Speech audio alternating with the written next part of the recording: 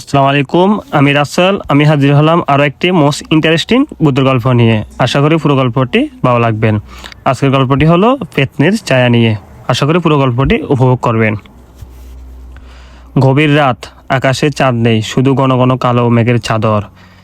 গ্রামের শেষ প্রান্তে পুরনো এক ভাঙা জমিদার বাড়ি, যেখানে কেউ বহু বছর ধরে যায় না। লোক মুখে শোনা যায় ওখানে নাকি এক পেত্নীর ছায়া ঘুরে বেড়ায়। রাশেদ নামের এক যুবক শহর থেকে গ্রামে বেড়াতে এসেছে। এসব গল্প শুনতে সে হাসতো, সে এগুলা বিশ্বাস করতো না। কারণ সে জানতো ভূত প্রেত বা ফেতনি বলতে কিছুই নেই। সে কিছুই বিশ্বাস করতো না এসব ভৌতিক কাহিনী।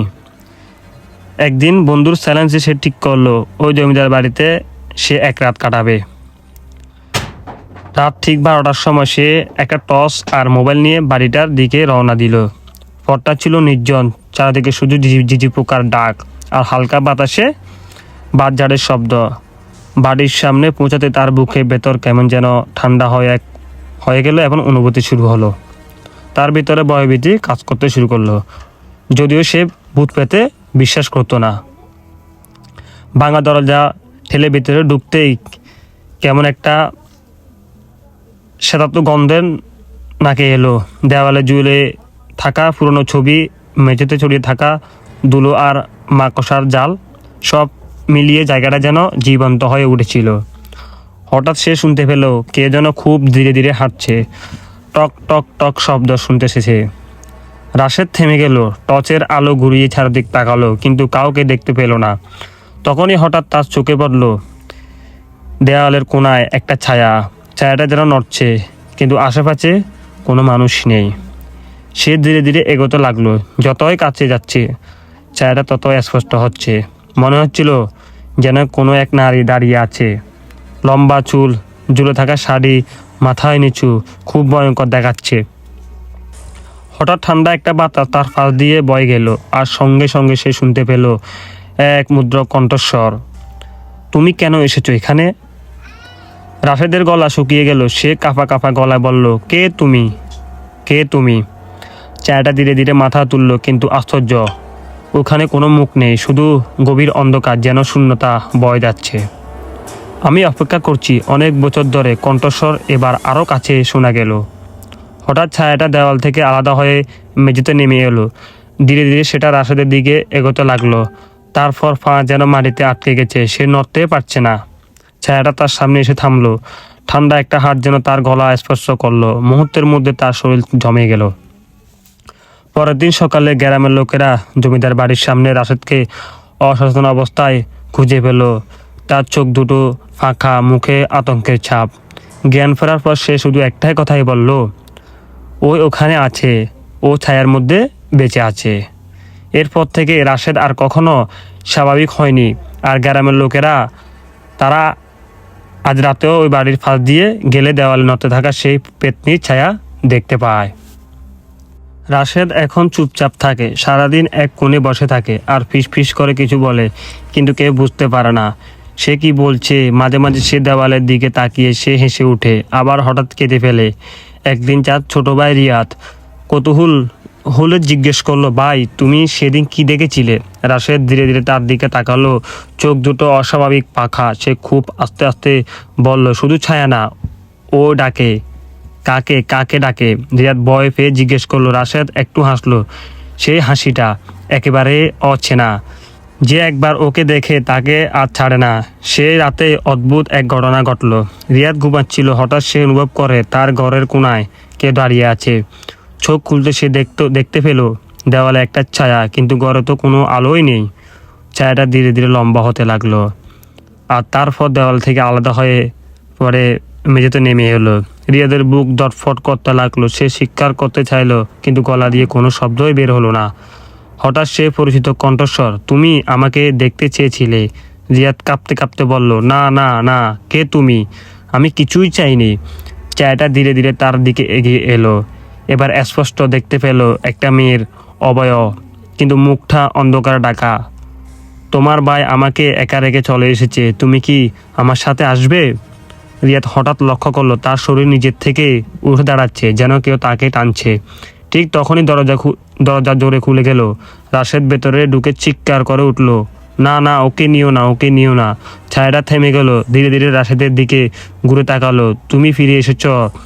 রাশেদ কাঁপতে কাঁপতে বলল, আমি এসেছি, কিন্তু ওকে ছেড়ে দাও, আমি আবার তোমার সাথে যাব। এই কথাটা শুনে রিয়াদ চিৎকার করে উঠল, না ভাই না।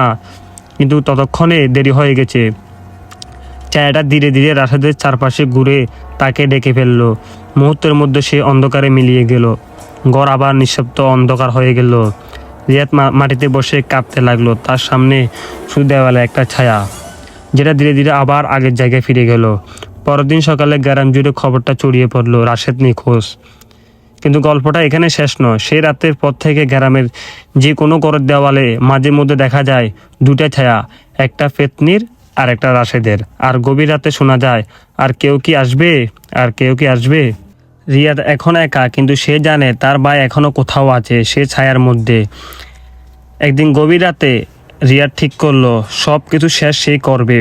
হাতে একটা কেরোসিনের বোতল নিয়ে সে আবারও সেই পুরনো জমিদার বাড়ির দিকে রওনা দিল। আর তার চোখের ভয় নেই, বরং একটু অদ্ভুত জেদ। বাড়ির সামনে দাঁড়াতে সে শুনতে পেল পিস পিস শব্দ। তুমি ফিরে এসেছ, তুমি ফিরে এসেছ। রিয়াদ ধীরে ধীরে ভেতরে ঢুকলো। আগের চেয়ে জায়গাটা এখন অনেক বেশি ভয়ঙ্কর এবং অন্ধকার। হঠাৎ দেওয়ালের উপর আবার দেখা গেল দুইটা ছায়া, একটা মেয়ের আর একটা রাশেদের। ভাই তুমি আছো? রিয়াদ চিৎকার করে ডাকলো, ভাই তুমি কি আছো? হঠাৎ ছায়াটা নড়ল। ধীরে ধীরে রাশেদের ছায়াটা যেন দেওয়াল থেকে আলাদা হয়ে সামনে এগিয়ে এলো। কিন্তু এটা আর আগের রাশেদ না। তার কণ্ঠস্বর বেশি এলো, আমি আর ফিরে যেতে পারবো না ভাই। রিয়াদের চোখ দিয়ে তখন পানি গড়িয়ে পড়তে লাগলো। আমি তোমাকে নিয়ে যাব, আমি তোমাকে নিতে এসেছি। ঠিক তখনই অন্ধকার থেকে বেরিয়ে এলো সেই পেতনি। আজ সে আরো ভয়ঙ্কর। তার চুলগুলো মাটিতে লেগে আছে, শরীরটা অস্বাভাবিকভাবে বাঁকা।